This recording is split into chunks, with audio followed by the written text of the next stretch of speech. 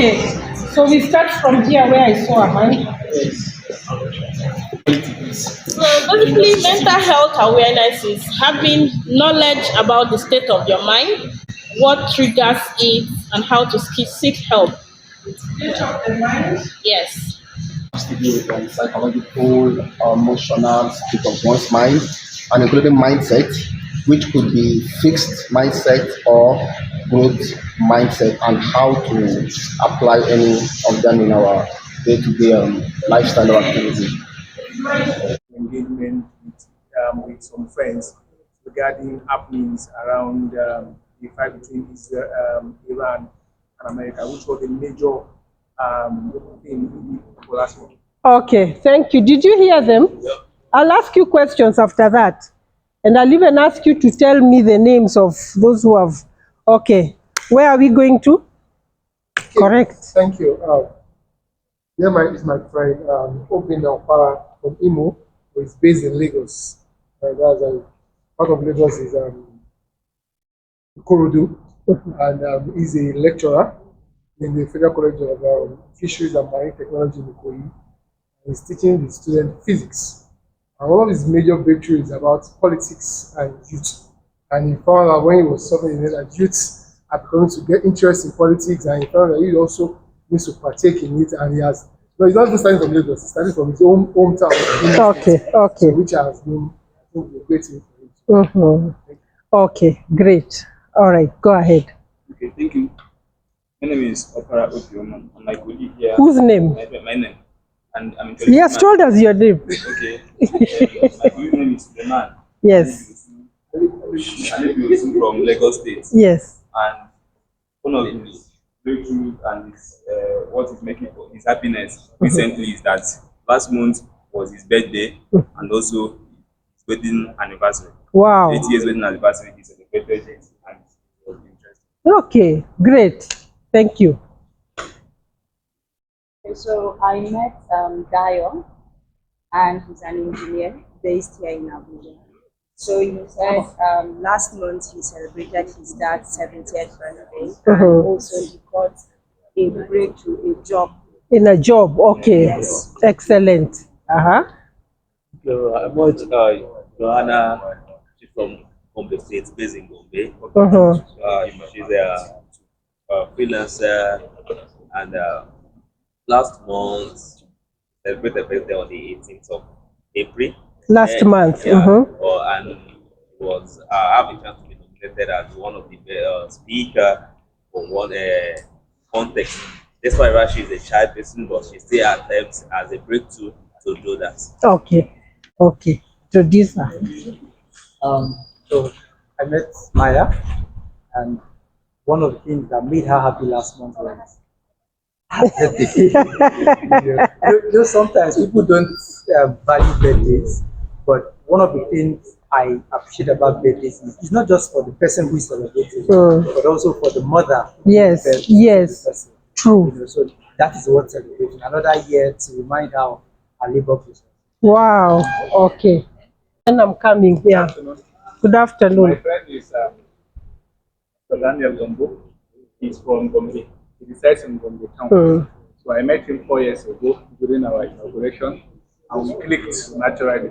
So since then we've been maintaining communication. But I'm just meeting him now after that initial meeting, and we caught up on development. So what I got to learn is that he has been actually managing from one private enterprise. Let's listen to another. But recently, about last month, he was able to have an engagement with an NGO.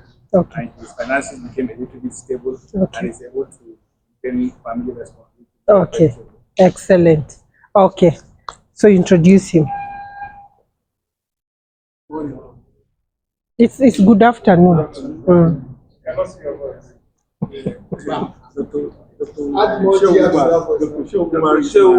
It's my good friend.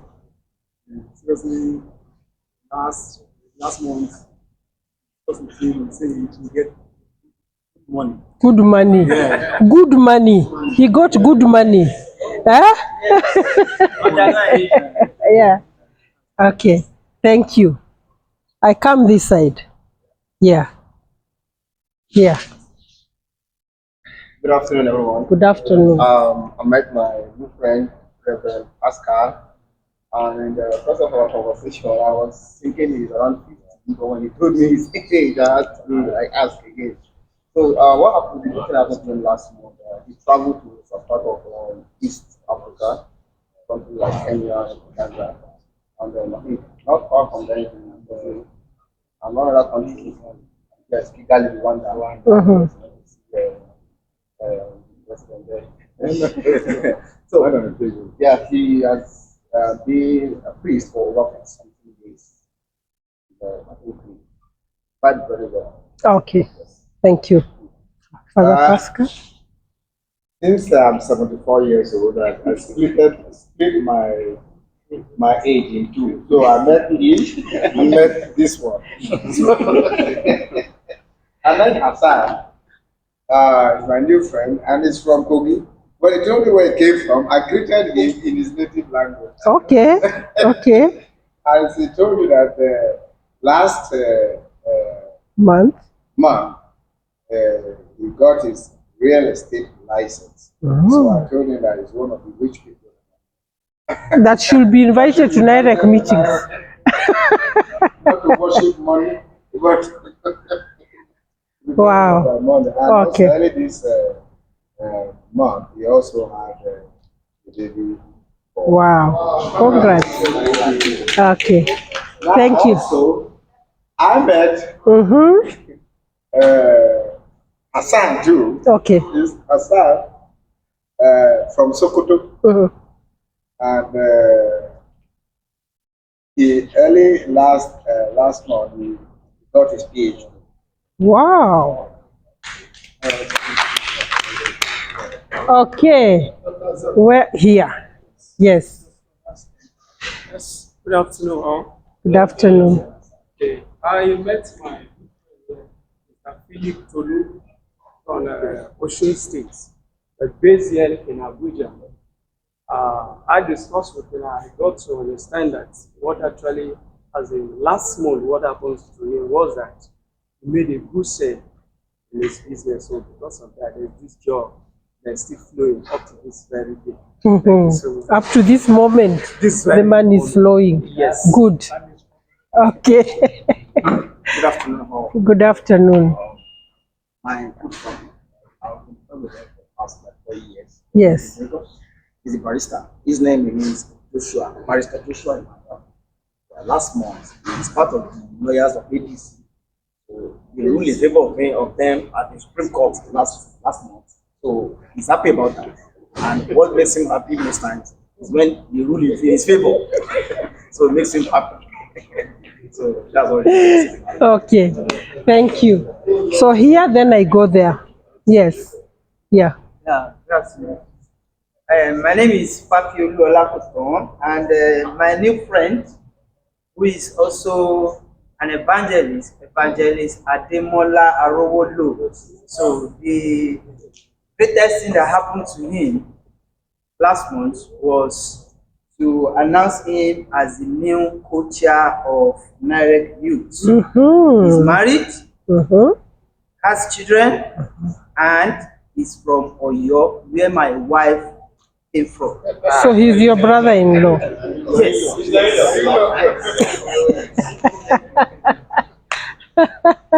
Thank you. Okay. Good afternoon. I have a lovely friend that God has given to me. His name is Abdul Latuku. He worked with French school in Badagry. His wife also worked in Badagry at the same place. And he's a lovely married man, he's a very good and beautiful wife, and nobody can take from him. Anybody that trespass, you should go to court. You have a right side that can that for us. I love to do it for us again. Last month, we thank God that there are these good heads my back, I visited hospital, and thank God I came back in a good health. Okay. Oh, wow. Thank you. Okay, we are here. Yes. Yes. So you introduce each other and the good thing that happened too. So we are here, isn't it? Here. Yeah. Alaikum salam. This is Chef, the media guru, my mentor and Oga. Suleiman Hassan. Sheikh Suleiman Hassan from Plateau. From Plateau. He's the media guru, and the thing that happened to him, happy that all of us are still alive. And Allah bless us good health. We are able to attend this The meeting. Okay, thank you. Okay, Sheikh. Okay, beside me is your brother. And who is introducing you? Who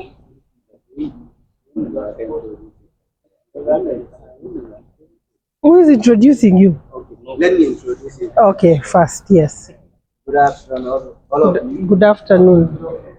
This is Sheikh Dianu Suleiman. He's a good friend and he's working with the Indian food sector in Sokoto. He's a classroom teacher, and what happened to him last week, he just getting a new accreditation from the specialty. That's Okay. what happened to him. Excellent. Excellent. Thank you. Okay, now introduce. Yeah. Okay, good afternoon, everyone. Beside me is a brother, a colleague in the journalism profession, Malam Khamil Sadiq from Kwara State. Because of the sentiment of our profession, we sat together, senior colleague in the media industry. Okay. And thing that made him happy last month for us. By the special grace of the Almighty and protection of the Almighty, escaped his neck bite. Oh. So that was what made him happy last week. Oh, Yeah. okay. We thank God. Yeah. All right. Good afternoon, everyone. Good afternoon. I'll be introducing to you my newly found friend and a brother. His name is Engineer Abdullah Waziri, who is from Kaduna State and Zaria to be precise. We are just meeting for the first time today. He's here to equally grace the event and, of course, the training. In the course of our discussion, he told me that he's got a job of recent and he has relocated successfully, permanently, to Abuja, Nigeria's capital. Oh, okay. Yes. So Okay. thank you very much. Okay. Yep. Thank you. Who are you introducing? He is still introducing. Yes. Good afternoon, ladies and gentlemen. Good afternoon. My name is Engineer Abdullah Waziri. I'm from Kaduna State, Zaria. I want to introduce my friend, Kamal Ofulani, the great. Actually, I appreciate the discussion I just made with him. I made a very highlight on this gathering for me. This is my first time of coming. Okay. Okay. It's a pleasure. Thank you. Who was your partner? Good afternoon. Good afternoon. My very good friend over there. Where? I came to Yeah. So, yeah.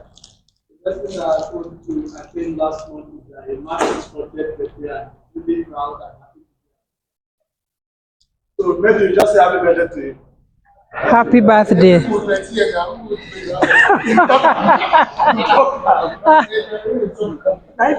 the one on the floor. Yeah. Thank you. So who is introducing him? You did already. Okay. Okay. I also want to take this opportunity to introduce Abu Bakar. Abu Bakar is a lawyer by profession. And last month, what happened to him, he was having some exams and he was able to pass with flying colors. He did very well. We talked and he's saying he wants to use that profession to fight for the rights of those who are oppressed, particularly where we have an environment of, like what is happening right now in some parts of Nigeria.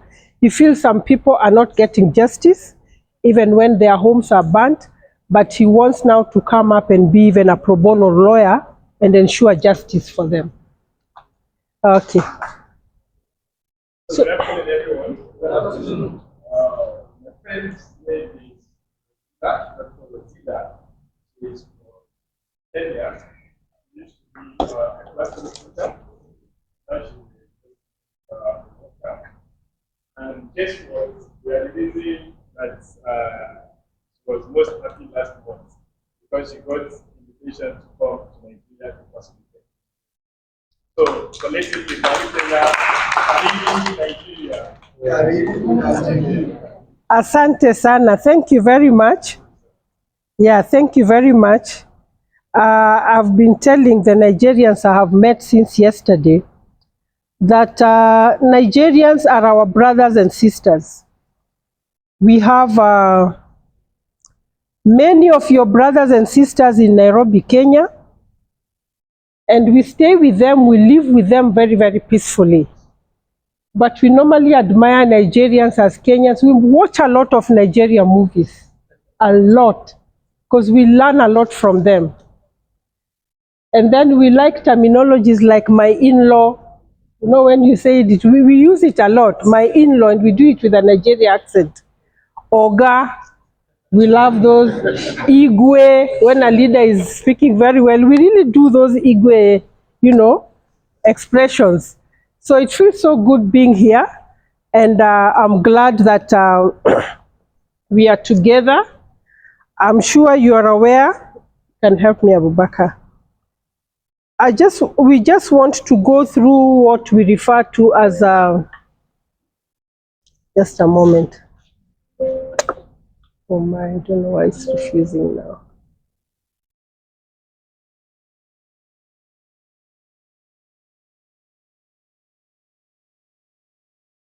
I hope it will be able to pick this. Just put it. About social justice and mental health awareness. If you are listening to one another during the introductions, you can be able to pick out what we young people like talking about, politics, your aspirations, what you're doing in terms of those who shared that they have gotten new jobs. Many of you are even doing businesses, which is very, very good. And even the way you are expressing yourself is very clear that you feel you need to serve your country based on whatever profession you are undertaking. So, is it showing? Okay. So as we begin, I want to just do a very brief presentation on the parable of the pencil. Maybe some of you are familiar with it, but this parable, when you listen to it or when you read about it, you are able to internalize and reflect even as an individual to really know where you position yourself in society or even in life. So for the young people who came late, I'll still give you time to introduce yourselves later on, but let us just keep the ball rolling right now. Generally, this is going to be a very participatory engagement. I stopped lecturing in schools and the university, so in my social work, I like doing a lot of engagement and participatory kind of activities for us to be able to reflect and internalize on various concepts that we are likely to come across in a training like this one. So, in the beginning, the pencil maker spoke to the pencil. Have you ever used a pencil in school? Eh?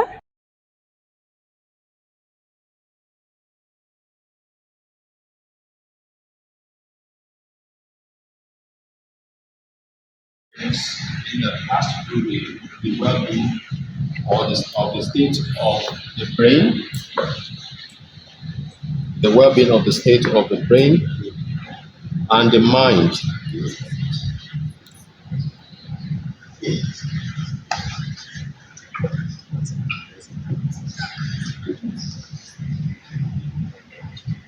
So the awareness has to do with, are we bringing that together as well? The awareness aspect, yes. It has to do with people's understanding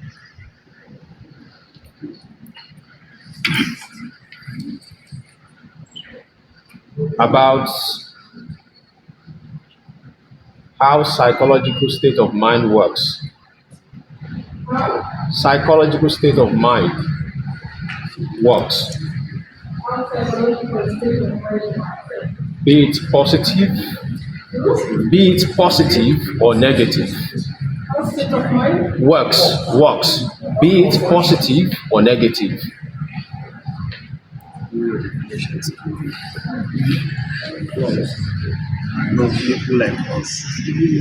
So positive here means that the mind is working optimally when it is supposed to do something. Let's say you are to attend a meeting by 7 a.m. is actually working optimally to that. Or when it is negative, by a meeting that is supposed to attend 7:30, they decide to go by 9:30 and say, oh, is it time already? Is it 6:30? Or a woman who is breastfeeding actually throwing the baby under the bus without knowing. So negative. Positive should, attend to the baby appropriately at the right time. Thank you. What you're saying, for example, if you give a positive or negative, maybe I'll talk about it towards the end. It brings in that aspect of what sometimes they refer to as having private victory before you go for the public victory. Okay, excellent. Is there anything we are adding or removing here? Now, this is where now, because I want us to marry the two so that you see how they link. So mental health awareness, if these are the definitions, and I believe what you put here is it. It highlights various inequalities in most cases.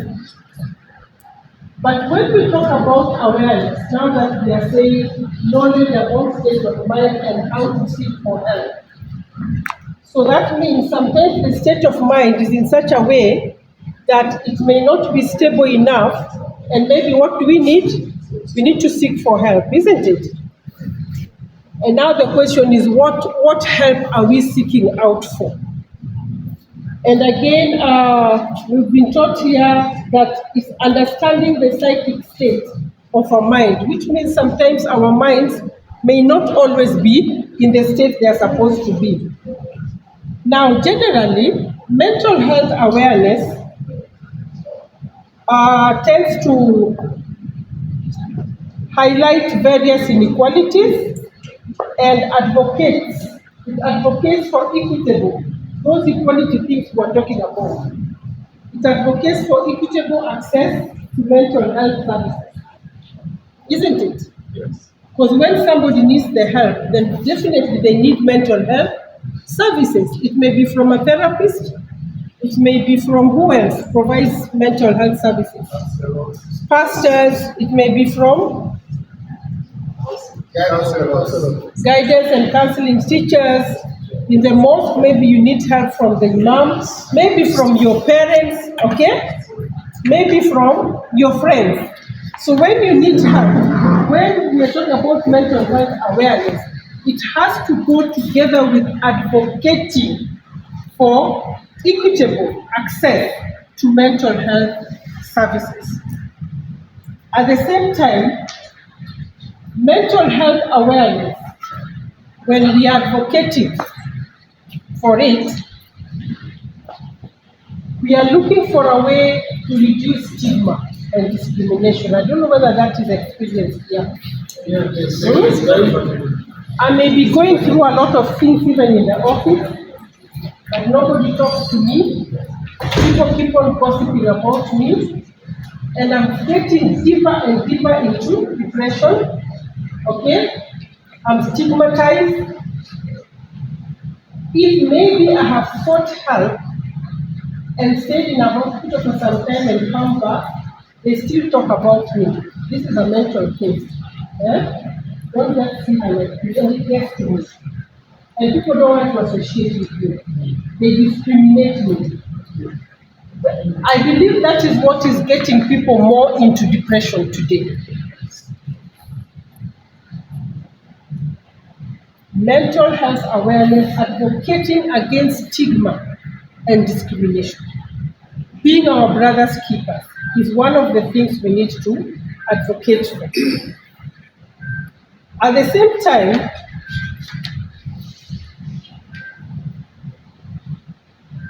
we advocate for policies that are inclusive. As we are trying to define social justice, we are talking about equality for all, equity for all, access, equal access to rights, to all, regardless of background. So those inclusive policies that take care of all people within our society. And when we talk of inclusion, normally it's to protect the vulnerable group. Who are the vulnerable groups that we are dealing with?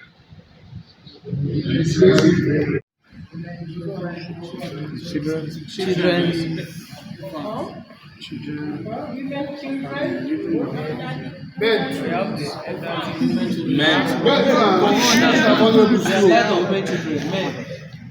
men. Yes, we are vulnerable. We have it, we cry, we have emotion. Yes. In an abomination, I've actually noticed that globally, the perception of vulnerability we exclude men. The first thing you hear is women and children. So, yeah, in case of this discussion, let's have it. So everyone assumes we are strong to the extent that we die, nobody take care. You are right. Psychologically, physically, emotionally, we are so stressed, and nobody cares about our mental health. Yes. Yeah, talk about mental health, everybody speak about the women, we are dying. Women, yes, we are being stigmatized globally. So I must not cry. Thank you so much. Thank you. On behalf of all the men. There are practical examples. Thank you, Padre. There are practical examples why everybody by this period. Thank you so School much. fees. Yes. Leia is coming. Yes. Yes, just like that. Thank you so much for your observation. Otherwise, that concern keeps on coming up, even in Kenya, everywhere in Africa. And I don't know whether we have time to do an activity here called Power Walk. But if you don't have the time, we agree. Everybody is vulnerable. We agree. And the world keeps on changing today. Long gone are the days when men were looked at as the stronger ones. You are weak now. The other day I was in Nairobi, I was in a salon, and there were some young girls. There was a young girl who had come there to make her hair. She was as young as Mary, like Mary. And she was just telling her stories in the house. It can't happen. My salary is my salary. He is the man. His money has to do big things, more expensive things in the house. Don't you see that is respect? I mean, the way ladies place you as the stronger ones with more money. In this state of the bush economy. But what I want to encourage men, try and understand how to handle empowered women, because they are now empowered. The girls are now empowered. Just know how to handle them. But anyway, we shall come back to that, advocating for policies for all. Now, what I want us to do right now, because we are all people of faith, isn't it? We are all people of faith. I want this to go around. This person has one.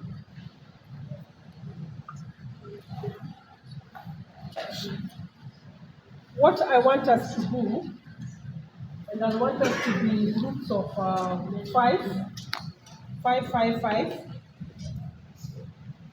I want you to try and recall.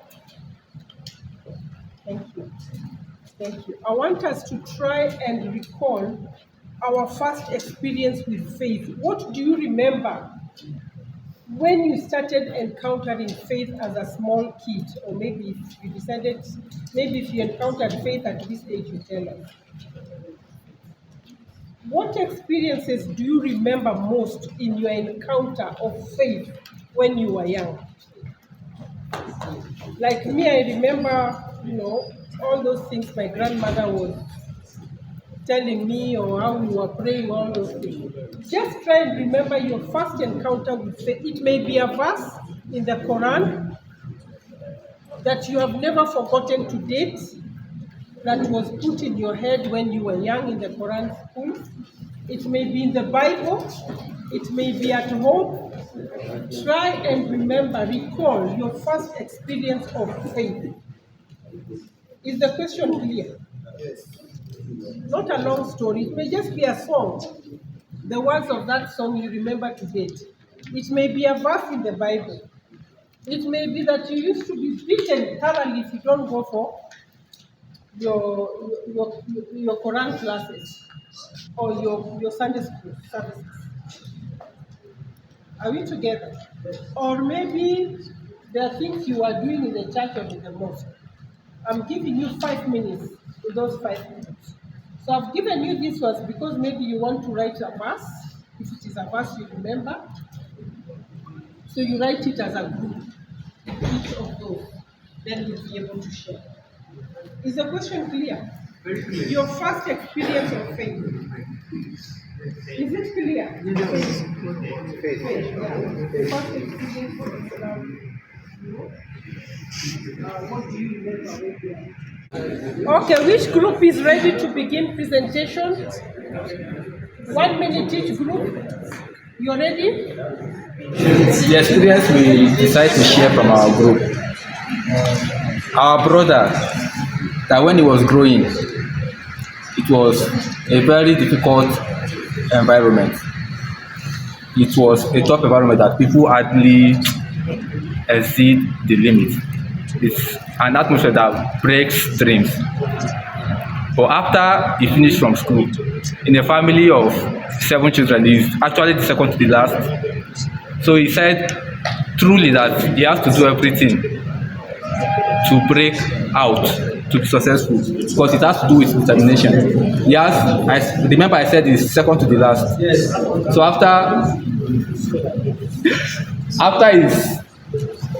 after he graduated from the university, he moved down from the village to the FCT. You're talking about faith when he was young, eh? Yes. Yeah. Sorry, that actions came from the book of Bible because he's a Christian.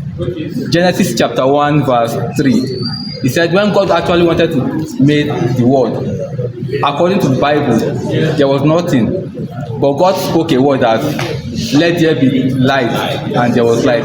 So he made the determination that he's going to break forth from nothing. So after he graduated from the university, he moved as the first person from his place to Abuja. Thank you, sir. I like what they have done. They have picked one. Yes. So you agree on one, eh? Yes. So that verse is what we remember from when we was.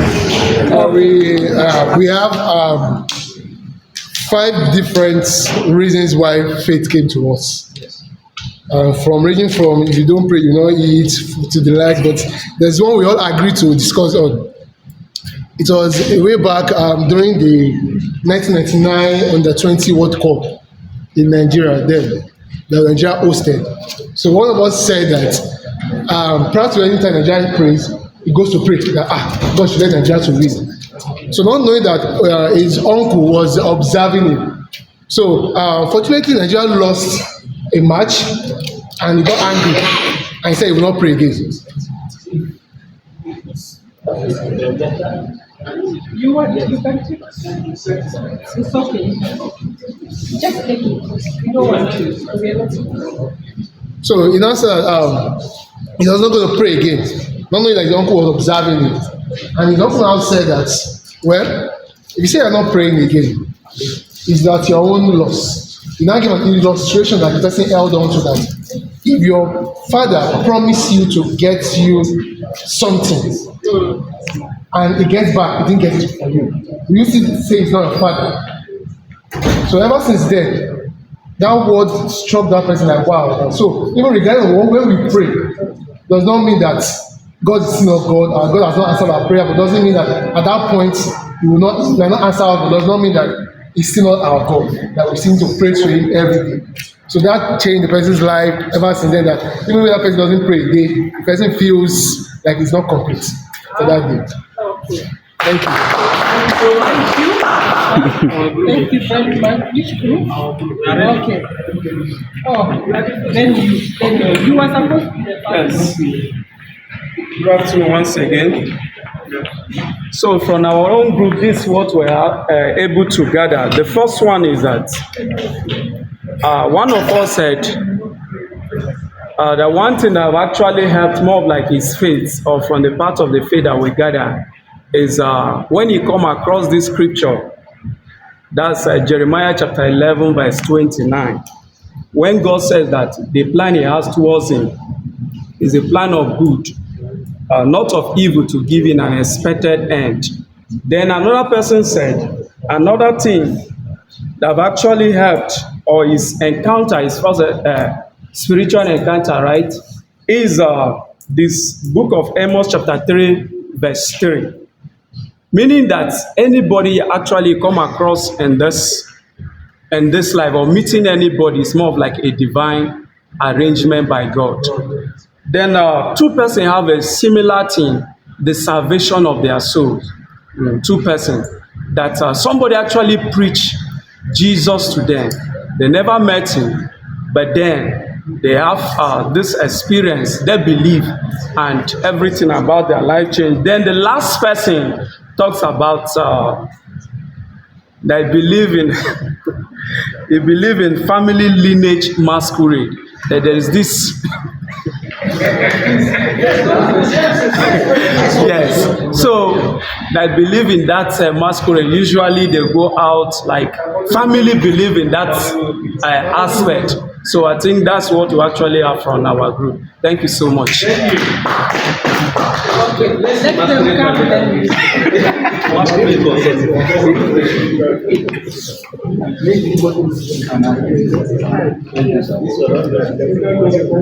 Well, actually, we all came from a different background. That's from the group, and it's more of a ladies' group.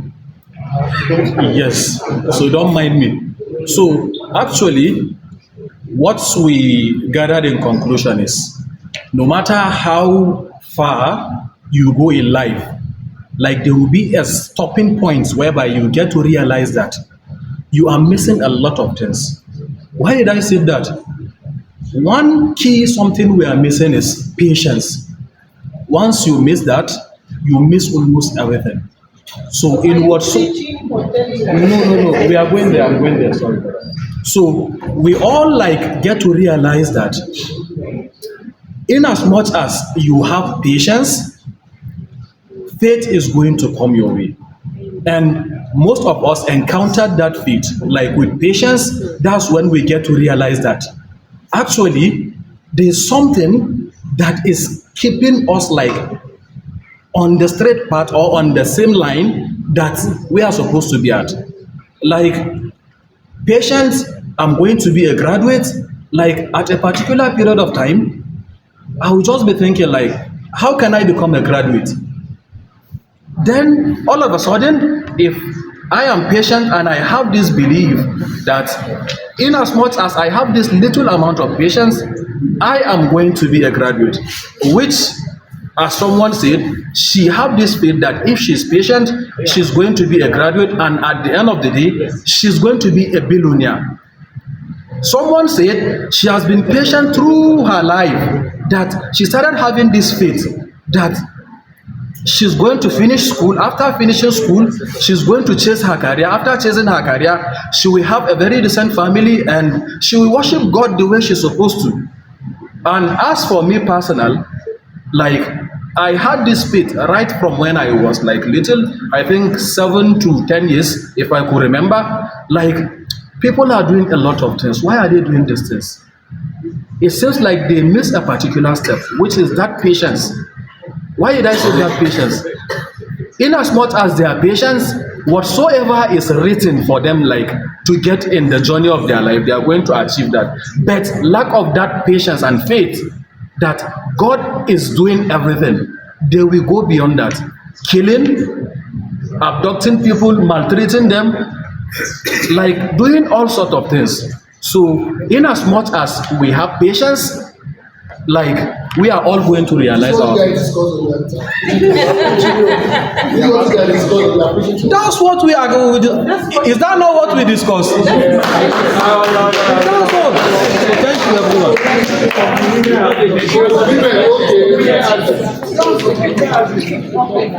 Is there any other group apart from them?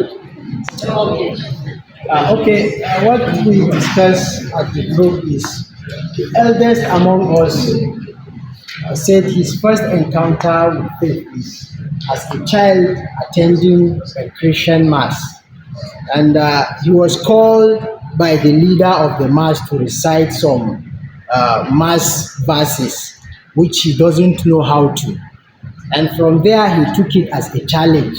The next time he is coming back to mass, he was able to memorize those verses and recite them in the mass. And that was his first encounter with faith. And the other one is saying, as a graduate from the secondary school, before getting admission into the higher institution of learning, he started meditating and begin to think and research on the issue that has to do with comparative religion. And he was able to convince himself, or to be convinced, to have the self-conviction that this is the religion he has to choose as an adult that has the right to do so. Am I right? And for the three of us that are Muslims in the group, the four of us also, we agreed all that the first encounter as children, and it is a typical of every Muslim child, is to continuously research the shortest verses of the glorious Quran that keep emphasizing on the oneness of the Almighty Allah. Also reminding you about the happenings of the hereafter, and also seeking, protection from the devil himself and the evil doings of the evildoers, and some of the other things that you keep on reciting during your daily 5 prayers and when going to the preliminary Islamic schools. And those are some of the things.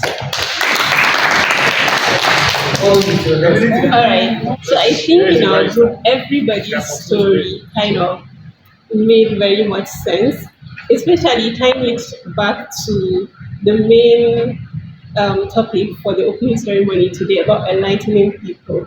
The first story is about this person who grew up in an uncle's house who happened to be a reverend, but then what spoke to him was initially he began doing all the activities as just a default, when you're a child and all. So he attends choir, boys brigades, and even dance groups just as a default. But then when the faith or when it began to speak to him was whenever he misses any of it, he feels like something is missing.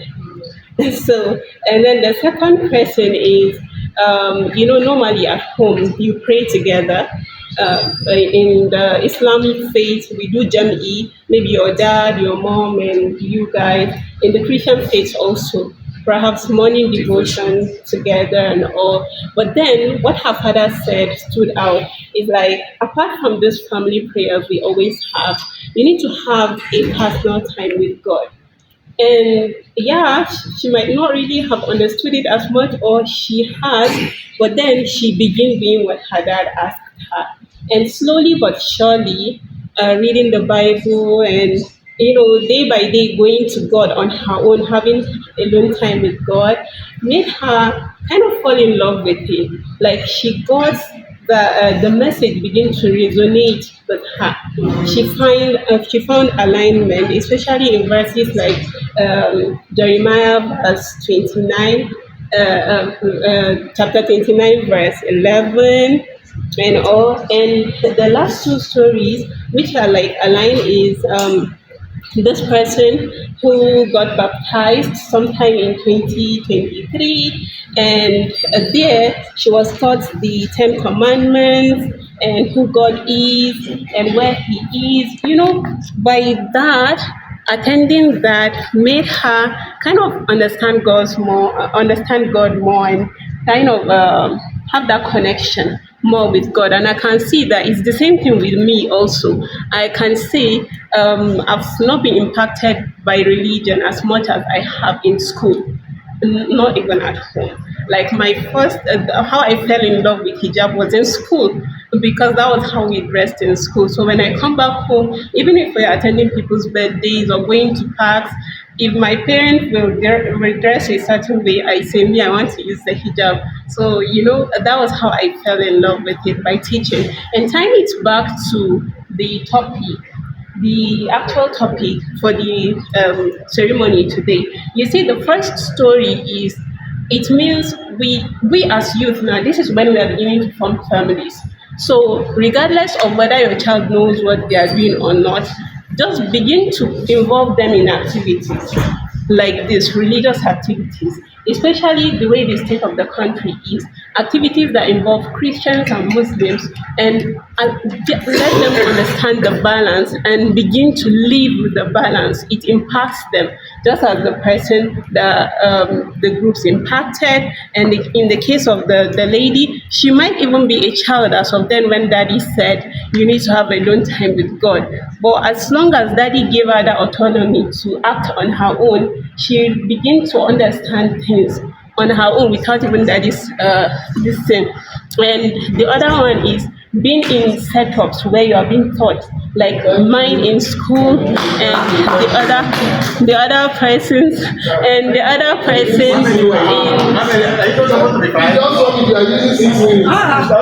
I'm rounding up actually. Patience. So just like in a formal setting, how I found my own in school, and the other person also during the baptism period, which is a formal setting, also unlike like you're just at home. That way we should also get ourselves involved in activities like this, or our children, and that way I think we'll be a successful nation. Of how we encountered faith, okay? And from the presentations, you can be able to realize that you've been able actually to share, and you can identify with quite a number. For me, I remember when I was about 11, 12 years, we would go home when we closed school, and my grandmother was very prayerful. So every evening we have to kneel down, pray for about an hour, and most of us will fall asleep. She would only just wake you up with a spank so that you go to sleep. The prayers were over long time ago. But now at this age, because I'm now stepping into that category of grandmother, I'm doing what my grandmother used to do, okay? And I want my children, and in future my grandchildren, to also do the same. So these things go round, but it is important to step back to faith, because even as we are talking about social justice and mental health awareness, I believe, just like other parts of Africa, the youth in Nigeria are going through a lot, isn't it? Yes, sir. Yes. Here you have shared right now that there are some experiences you have carried with you today. Yeah. Patience, knowing that God answers prayers, practicing certain virtues that were impacted in you when you were very young, and that is what has brought you to be where you are today.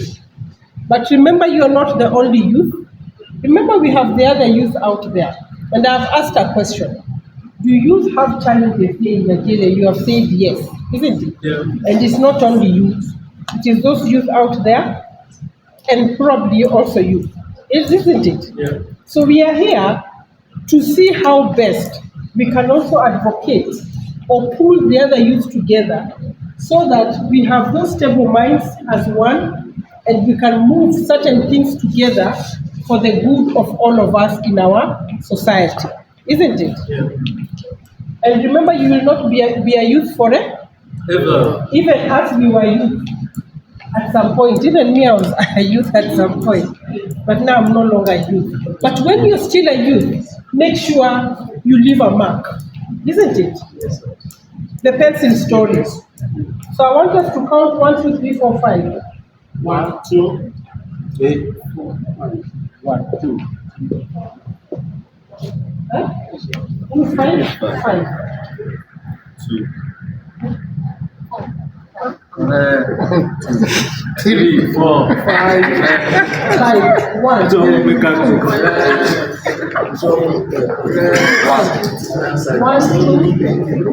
4, 5. 1, 3, 4, 5. All ones come together.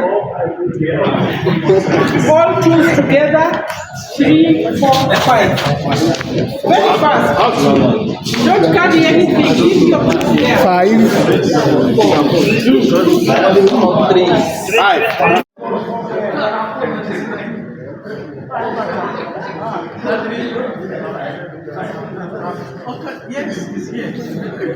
Okay?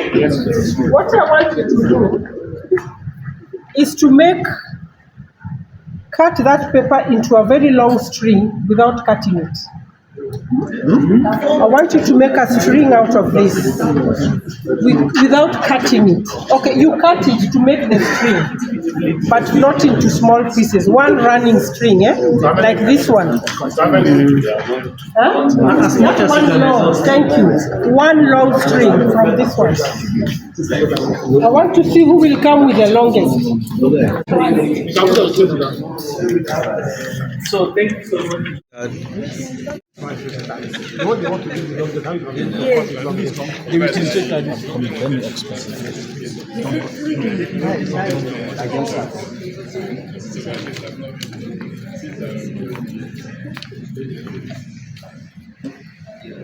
Hey, Ojoro.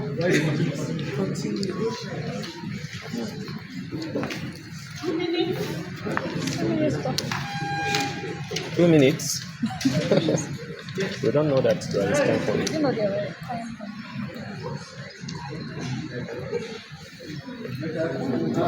Give it to a woman, she's more patient. She's better than a lot of people. Who sent you here? Are you a wife? Now, when I'm one now.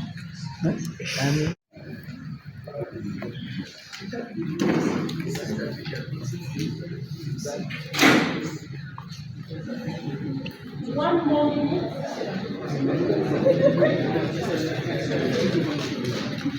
If you are ready, 1 more minute. If you are ready, you bring 1 more minute.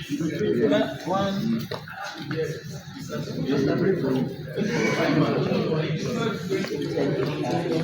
Okay. There's a group that is ready. Let's We are ready to put continue it. here. This was filmed already. Which is this? Right. Like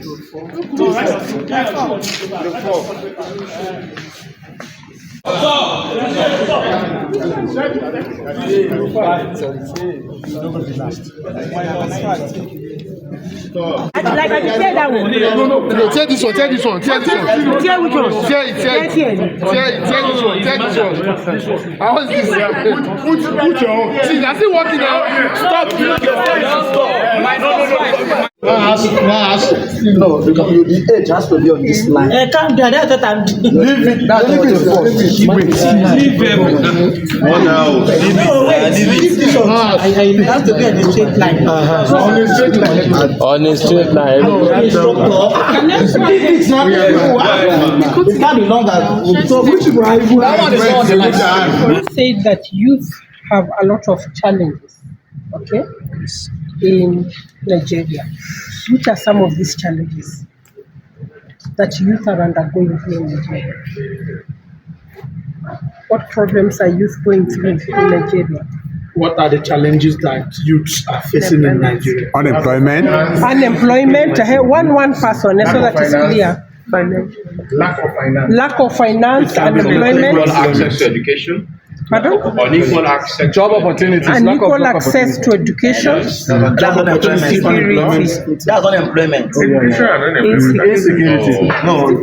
Insecurity. Insecurity. What else? Drug addiction. Drug addiction. Okay, substance abuse. Social abandonment. Social abandonment. Religious difference. Religious. In case of Delta police. Police brutality. Delta police. Police brutality. Lack of social security. Lack of social security. So then lack of skill. Acquisition centers. Yes. And education. Okay. So what I want you to do, and listen very carefully. Guys, others in other meetings. Yes. I want you to listen very carefully. Back in your groups, everybody to pick their string and return it the way it was. Hold on. Let's go back to number one.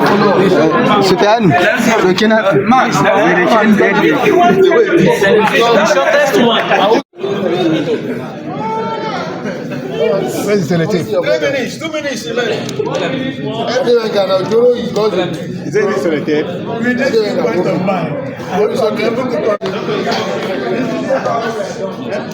can see it's collaborative. 5 seconds. 5 seconds.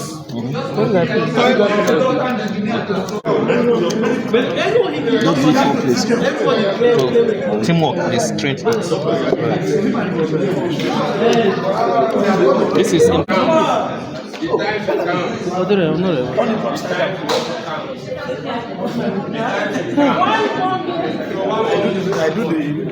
Let me not lie to you. I joined a group. Yes, was slow. I left. I went to another. Journalists who want to play us, man. 1 minute more. We show them the play. Time is over.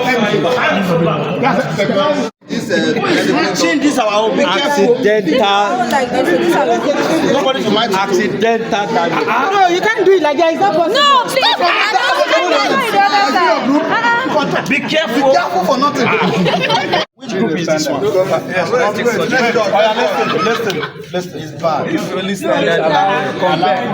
This one is standard. Oh,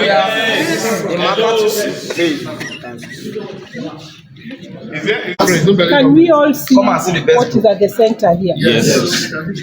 Number 3 is the best. Do this look like the original paper? Number 3, facialist. Now, I want you to look at the Nigerian youth as this one, original. Okay? Remember, we've just talked about faith, how we were young, how all those, learnings of faith have influenced our lives to where we are as we are growing. So as we entered youth, or as the youth in Nigeria entered into the youth stage, they were like this. Isn't it? Yes. And then you've mentioned a few problems or challenges, which I still want you to write down on the flip charts. These are the challenges we are talking about. This is how the youth now are. Okay? Some are in substance abuse. Okay? Some are mentally unstable.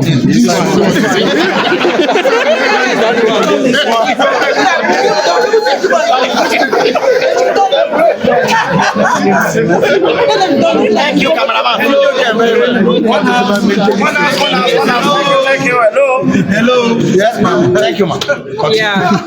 Undergoing depression. Depression. This is depression. What else? Maybe say the others. What else? Unemployment. Guys, stop now. You're saying good things, but I want you to do it in order. Okay? Yeah. Which other challenges are you seeing? No, before we do, let us. Behave mature. Don't forget. This is corruption. This is corruption. This is corruption. You people are doing now.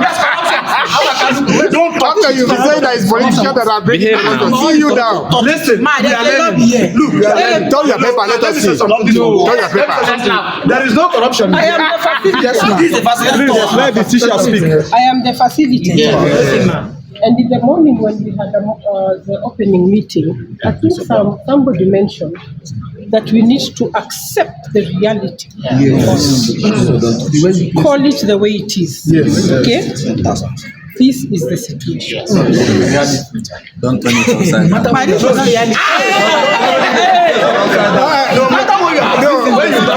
down. Calm down. This is a package. Calm down. There is a target for this. Not just situation. There must be a target for this.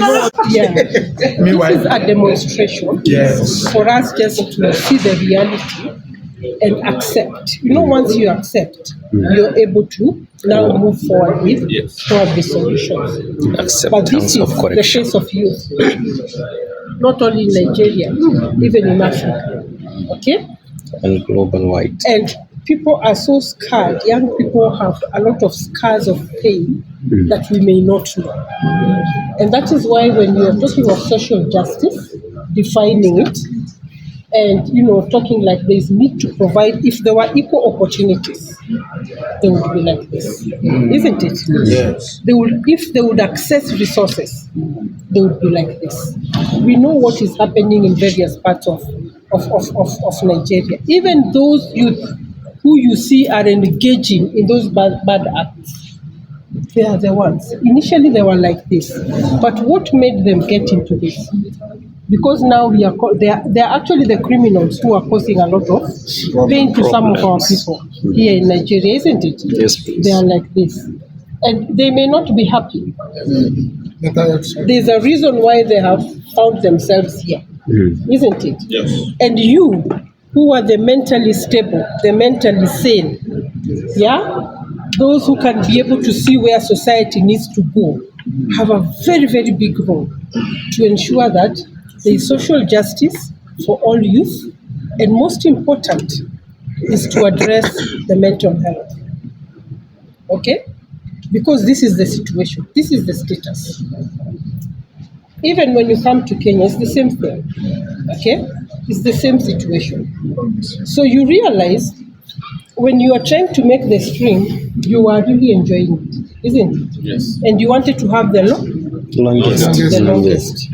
Yes, please. Yeah. It's like in our different societies, there are those powerful, I don't know whether they are powerful people or negative people, who are making us have a lot of these problems so that we cannot access resources, and therefore we stretch too far, and bringing us back together is work. And that is the work that you're supposed to do. The major challenge. As Nirec youth, as the youth of this particular country. Because I've said we cannot be youth forever, but you need to leave a mark. Okay? You need to leave a mark as a youth, so that one day if you're talking like I'm talking, you know that you're able to do 1, 2, 3, 4, the youth at your time, and others can be able to emulate the same. So we have work to do. Okay? We have a lot of work to do. It is Let us just, you want to say something? No. Thank you for the Let's just go back and we need to work on this one. I'm sure there are other main categories under that you can be given.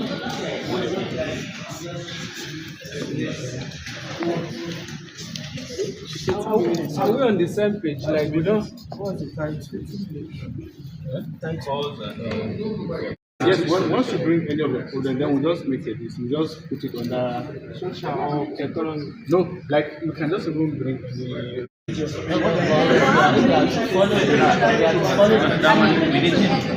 Yes, exactly. Visual literacy and understanding.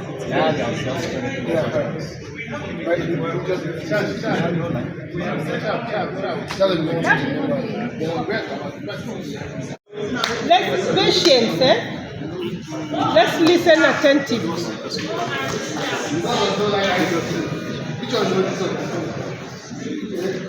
So we have the first group making the presentation. The presenter is Take your seat, take your seat. Good evening, everyone. So, this is the work for Group 1. We are supposed to present the problems of the youth and provide solutions. So the problems are enormous, and we decided to classify them under some groups so that it can be easy for us to follow. So this group is not exhaustive, but we believe that we have addressed the major problems. The first one is social problems. Some part of the social problems include insecurity. We are all aware that if you look at the map of Nigeria, you see that the places that are relatively safe are smaller in terms of size compared to the areas that are not safe. And this insecurity ranges from banditry, kidnapping, fear of mob attack, armed robbery, and so many things. We also have another problem, which is police brutality. Yes, police brutality. Not just police brutality, but also the armed forces generally. And you see that the main victims of this armed forces brutality are usually the youth. Youth with no any proven evidence of crime can actually be arrested for suspicion, beaten, and even killed. We remember the recent incident that happened in one of the states in the south where somebody was handcuffed and was shot to death. So this is just one out of the numerous cases. We also have intimate partner violence. Intimate partner violence is a situation where two people in a relationship, one is using force or violence against the other. It can be the male against the female or the female against the male, and it's something that is very, very common. Then we also have prostitution, and as I said, we also have banditry and armed robbery. One of the things that you see common is that these social problems are actually interrelated. One is actually enhancing or even potentiating the other. have interreligious councils in 35 countries in Africa, and Nigeria is one of them. But Nirec is very strong. We have interreligious councils like Nirec, which are very strong. Some are still struggling. Because here you see youth very visibly active. Others, we are trying to build their capacity so that youth become active like you are. So I'm just hoping that even after this training, as one of your co-chairs mentioned, Akande Abubakar, that you'll need now to come up with at least a good action plan as Nirec is, okay? That can help you be able to maybe come up or implement some activities, particularly awareness, in as much as mental health awareness is concerned. And you have a very big opportunity, like what your co-chairs were saying, the co-chairs of Nairobi, that they are coming up with a communique to the president. It's a big opportunity for you to voice your concerns, particularly around social justice and mental health. So count yourself very, very lucky. And when you organize yourself the way I'm seeing you people organize yourselves, it's easy. Even me now, I'll give feedback back to the office. Because in our office, we have a program known as institutional strengthening. And that program manager normally builds capacity of youth, okay? Also, in terms of how you set up your structures, maybe how you do your fundraising. So the feedback I'm going to give him is that you're like a case study that we can learn from and have other youth in other countries also learn from, okay? Because some are still struggling. Like the latest interreligious council we formed is in Gambia, but the youth are active actually, but they still need to be supported here and there. So for me, it's a big learning about the Nirec youth, and yeah, there are learnings that we see how others can also pick up from. So let this momentum not die here. The little that we have learned this particular afternoon, even as we end the next 40 minutes, I'm sure we'll be able to open our eyes to the spaces we can use to share this information and people we can be able to use as leads. Here, I see some of you are baristas, businessmen, working in the NGO, doing all those.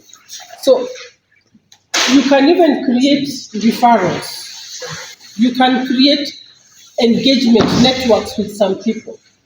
If, say, he's a medical doctor and maybe she's a barrister and somebody else is maybe a counselor or a psychosocial person, you can be able to put your heads together so that when she comes across youth who have issues and need some advice, maybe medical advice, counseling, if she knows the counselor, she'll refer, isn't it? Yeah. And when you do that, it's not a small thing, it's a big thing. You don't have to have a big NGO, many people, I don't know what, no.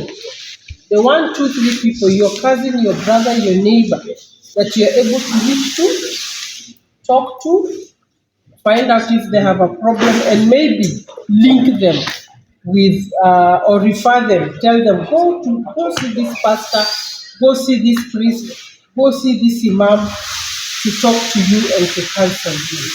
Yeah?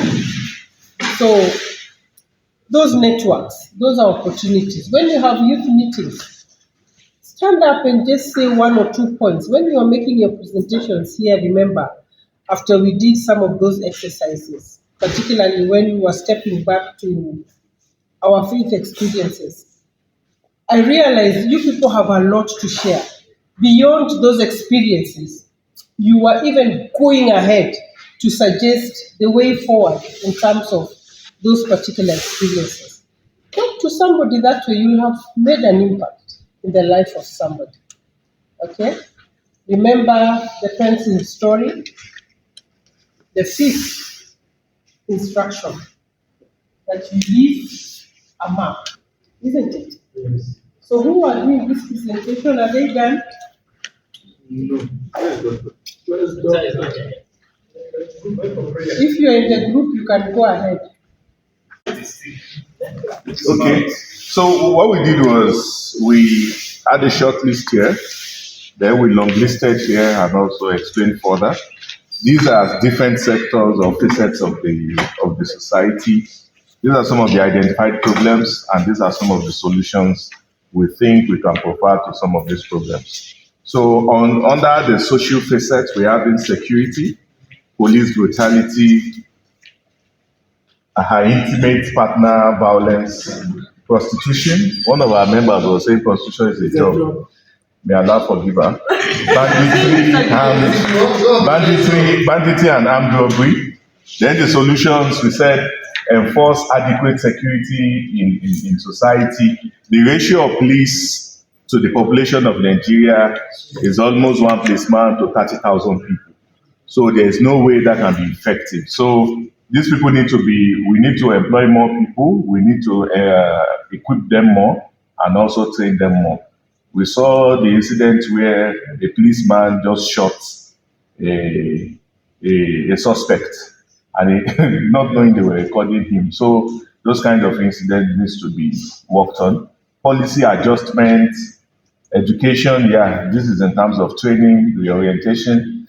Empowerment here is in terms of skill acquisition, that we as youth, for us to work socially, we need to upskill and also reskill as much as possible. Then here in economy, we mentioned unemployment, we mentioned fraud, even though somebody was also making a case for the Yahoo boys, may God forgive him too. Then we said the government needs to provide employment, probably not a direct provision of employment, but make infrastructure that enables growth so that people can become self-employed and also those that are now that have the opportunity, the chance to create jobs and employ the youth. Then we also mentioned fraud, national reorientation, and strong prosecution. So for those that are defaming us in the international world and also locally, if they know that they will be punished severely, probably it will serve as deterrent to them. Some people are also dealt with.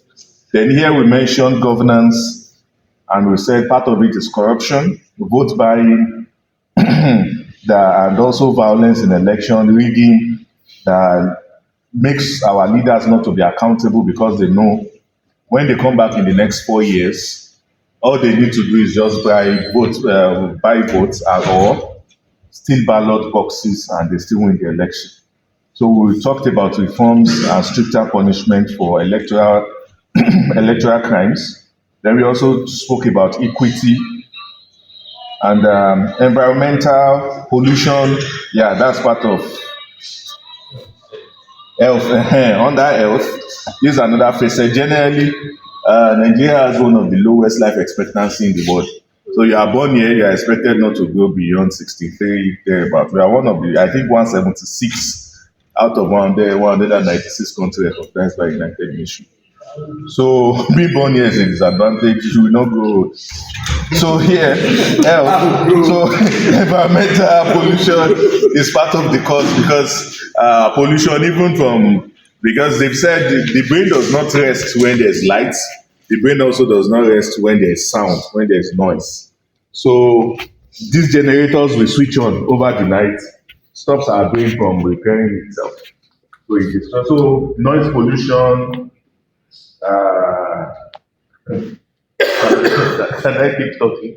Okay, because if you stay in a place where there is a cement factory now, one of our friends that works in Obajana, any clothes it takes to that place, that clothes does not spend 2-3 months. It's fault. Now imagine those living there in this kind of pollution. So later they say they are giving you milk, but out of milk something. So yeah, we also have lack of potable water, cholera, diarrhea, typhoid, all these things. Then here also the low life expectancy, quality of living, open defecation. It is said that almost 35% of the sicknesses you even come in contact with, they are as a result of open defecation. So those flies pick it up, put it on your food, put it on your face. And one thing about mosquito is when they perch on you, they also urinate on you. So you should not allow any mosquito come close to you. So all those things are part of the problems we mentioned. Substance abuse, this is wiping out the whole of our youthful generation. From opiums, there was a wedding happening in the state here in Nigeria, and the wife's phone, the bride's phone, they could not find the bride's phone. So they now said all the ladies, it was only ladies there. So they said all the ladies should line up to search their bags for the phone. But when they searched all their bags, they could not find the phone, but they found cough syrup in all their bags. Yes. So which means all of them were already abusing either opium or codeine or etc. So this is wiping out a lot of people. And and we still do not have the infrastructure to deal with this. Substance abuse, alcohol, mental health. This mental health, I suffered from it, but I was okay before I knew. Because of anxiety. It was when a friend of mine was telling me, the guy leads prayer, he's also a doctor. Then if he leads about 10 prayers, he makes mistakes in about 7 or 8. So a psychiatric doctor now, who is also his friend, has noticed that trend. So now called him that guy, let me see you. When he now saw, he said, it is either you come and see me in the hospital, or you waiting when they will bring you to me in the hospital. So he decided to go and see him. And after psychiatric doctors, they can speak to you for 4 hours. After he diagnosed him of a certain mental health problem. And he said it was when he got well that he knew he had problem. And the same thing also for me. I had one job that almost killed me at the time. It was after leaving the job I knew I was not okay before. So education here, also poor education in terms of poor education quality, in terms of teachers. In Nigeria, the lowest cut-off mark to enter universities are from education faculties.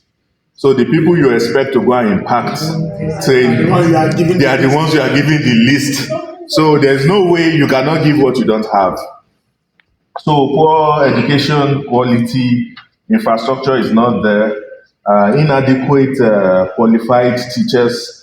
Even the teachers that are certified are still not qualified, because those that are actually doing, even if you, education is probably the most available job. If you take it first, later you have to leave it to if you are very good and find something else. And we also mentioned, examination malpractice. Barack Obama said, if you want to destroy a nation, just encourage examination malpractice. After 10, 15 years, that country is gone. So we have magic centers, miracle centers, where you go to, you don't even need to, they will photocopy the answers and give you in the exam hall. And corrupt lecturers, they look for money from male students, and they do what I can't say with the female students. This is our presentation. Thank you very much, ma'am. Solution. We all understand. You understand? You can see a house like this. This one, in fact, my auntie, the one following my mother, the son is a venerable Dr. Moses. Venerable gave birth to a pastor. The house I come from, that was, that house, that maternal house, that Muslim family has produced a reverend father and a reverend sister. So I just want to tell you, sir, like as we are here now, all of you, I see you, all of you as my firstborn son and daughter. And many of you. So this is the offense we have committed. I look at your group, the Nirec Youth Forum. I expect to see action. I expect to see something that can build up the mind. Thank God. But nothing is happening. Everybody is dormant. Then that is offense number one. Then offense number two, because your sins are so many. Offense number two, the webinar that we organize, that we expect to see the dynamism of the youth. To see the dynamism for where nothing is happening, we will see youth. Look at Dr. Sumaya. It is me and Dr. Sumaya, a Muslim woman, right? We designed that curriculum.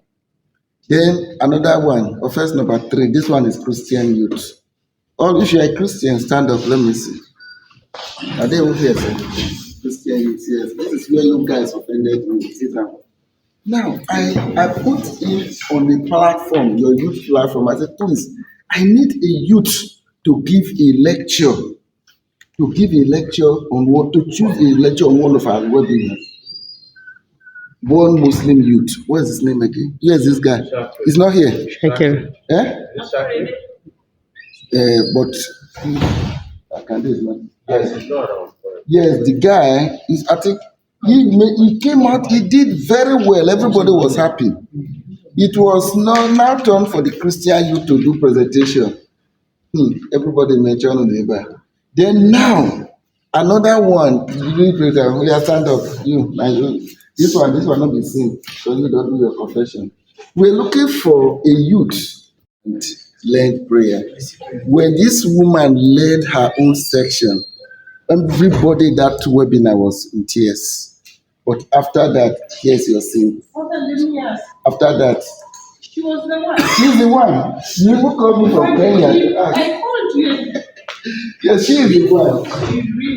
So after that, you switched off. Oh my God. Okay, now, you see this guy now. This guy is my special son. Because I put on, you can see. She would have been a special daughter too, but her place is too far, so the pregnancy took too long. I was looking for a video editor, and it came up. Since then, you could see the quality of our webinars. Even my sermons, even on Sunday, in fact, sometimes I pity him to the extent that even they stole his laptop. Sometimes his phone will enter no network mode. At a point, I said, is this guy doing me like this? And I discovered that he's a very honest guy, but I'll change him. So I even had to present him officially to the Sultan today because of his IQ. I told the Sultan, this guy, his father and mother, they are Fulanis. He's a Muslim. And look how beautiful and how wonderful he is. One day I told him in the office, I said, why can't you go to Sabisa Forest? I told those Fulani that all those Fulani bandits that there is something better you can do with your brain. He said, for that one life, if you phoned me, I will do it. But I was on a lighter mood. So yeah, I have to see that now. So I want to make an appeal. You see, by the grace of God, I've crossed 65. We are praying that somebody who will take over from us. Because when I see you, I see a future in the relationship between Christian and Muslim. Doctor was talking about social media. One of the work we do in Nirec, you can help me do it too, is monitoring of the media space, both print, electronic, and social. See what I reported at the closed-door meeting. You know, during the last Nirec meeting, the Sultan, we were in his house a day before, myself, the Sultan, the NSA, the PAM president, and after that, Sultan told us that he was tired, that he wanted to go to Dubai with the whole of his family, and they want to go and rest. Then, what now happened? Every week, then the America on Christmas Day, right, bombed Sokoto. What was in the news? Oh, Sultan ran away. He ran away from Sokoto. The Sultan you see today, is it that type of person that will run away? No, honestly. So we have to put up a narrative that, look, we are aware that they traveled. The another time, they said, oh, Sultan was, that they attacked a mosque in Sokoto, and that Sultan jumped through the window. So I forwarded it to Sultan. And Sultan sent me a picture. He said, Father, I'm in Mecca. I've come from Umrah. Is it in Mecca I jump window? Or is Sokoto now in Mecca? And what is the relevance of point here? That social media, this is your age. The Jay-Z, that's what you call it? Jay-Z age. So you can also help us to change this narrative that gives the impression that Christians and Muslims are fighting. You know what? Those of you in the public, I have to remove Suleiman from Nairobi public webinar because it always push in things as if the words are so harsh. You hate Islam, you hate Muslims.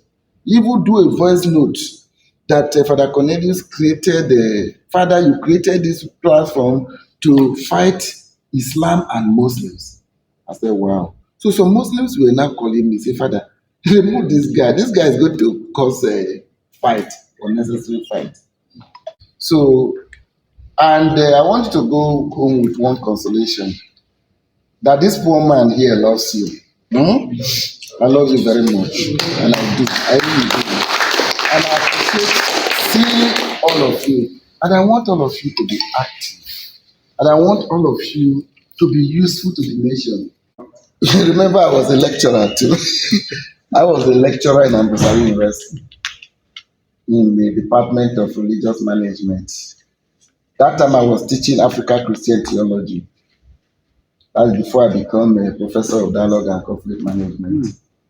So the future is not all bleak. Yes, there is banditry and there is terrorism in this country, but it's not going to be like this forever.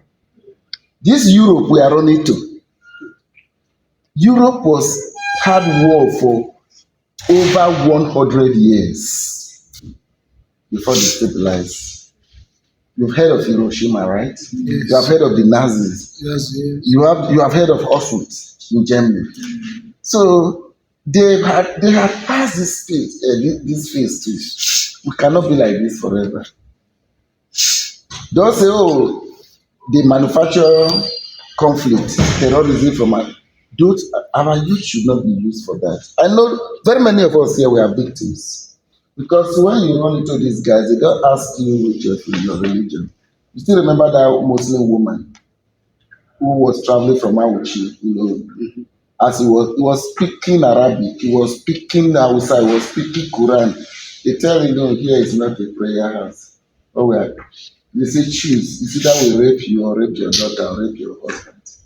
And he said he will never come back to Nigeria. But things can change. Me speaking here, I've gained so much from Muslims. I've gained a lot from Muslims. So we are not at war at all. So I want to thank you for being who you are, for being responsible youths. I was talking about your sins, but I just want to motivate you. But I hope you will tune in. Yes, definitely, sir. Thank you, sir. So